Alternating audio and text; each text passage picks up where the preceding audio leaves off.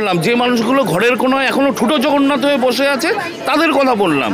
আর বুদ্ধিজীবী যাদের কথা কিছুদিন আগে পর্যন্ত শুনছিলাম, সে ভাতাজীবীতে পরিণত হয়েছে বলেই তারা রাস্তায় নেই।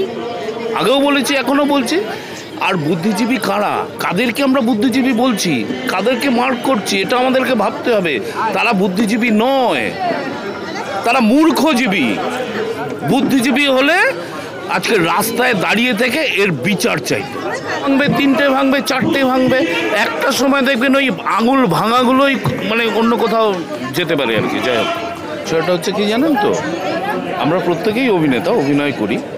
এবার সেই অভিনয়ের সঙ্গে সঙ্গে যখন রাজনীতিটা জড়িয়ে যায়, তখন আমরা আমাদের পেশাটাকে ভুলে রাজনীতির ময়দানে যখন অভিনয় করি তখনই কথাগুলো ওঠে।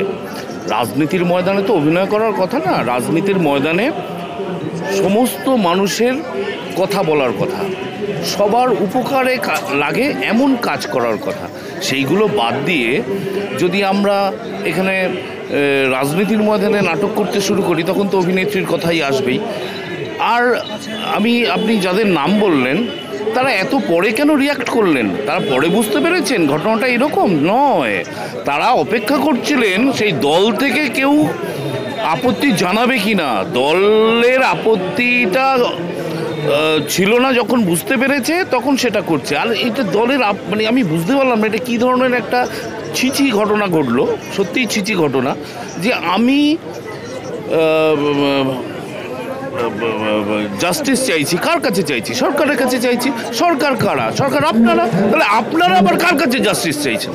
সাধারণ মানুষের কাছে না বিরোধী পক্ষের কাছে? আপনারা বলছেন বিজেপি সিপিএম এই ঘটনাগুলো ঘটিয়েছে। মানে ভিত্তিহীন কথাবার্তার কোনো মানে হয়? নিজেরা করছেন, নিজেরা নাটক করছেন, আর নিজেরাই গল্প তৈরি করছেন।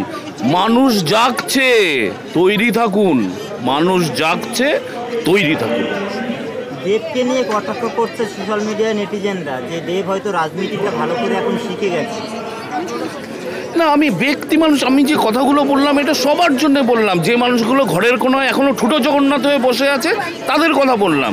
আর বুদ্ধিজীবী যাদের কথা কিছুদিন আগে পর্যন্ত শুনছিলাম, সে ভাতাজীবীতে পরিণত হয়েছে বলেই তারা রাস্তায় নেই। আগেও বলেছি, এখনো বলছি। আর বুদ্ধিজীবী কারা, কাদেরকে আমরা বুদ্ধিজীবী বলছি, কাদেরকে মার্ক করছি, এটা আমাদেরকে ভাবতে হবে। তারা বুদ্ধিজীবী নয়, তারা মূর্খজীবী। বুদ্ধিজীবী হলে আজকে রাস্তায় দাঁড়িয়ে থেকে এর বিচার চাই।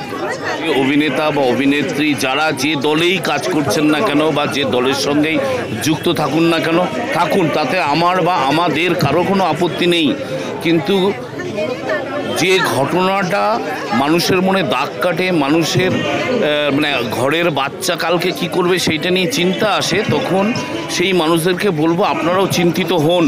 আজকে রামবাবুর মেয়ের সঙ্গে ঘটনা ঘটেছে মানে আপনি কিন্তু চিন্তামুক্ত নন।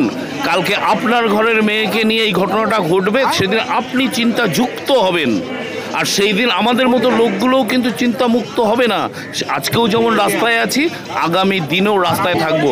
সেই জন্যেই বলছি, আপনারা সঙ্গে থেকে এমন একটা সমাজ তৈরি করুন যে সমাজে এই নোংরা পিশাচগুলো যেন মানে শুভবুদ্ধি হয়, এই পিশাচগুলোর যেন বিনাশ হয়। আপনি আঙুল দিয়ে কথা বলছেন, তৃণমূলের এক নেতা বলছিল আঙুল দিয়ে কথা বললে আঙুল দিক না, আঙুল একটা ভাঙবে, ভাঙুক না।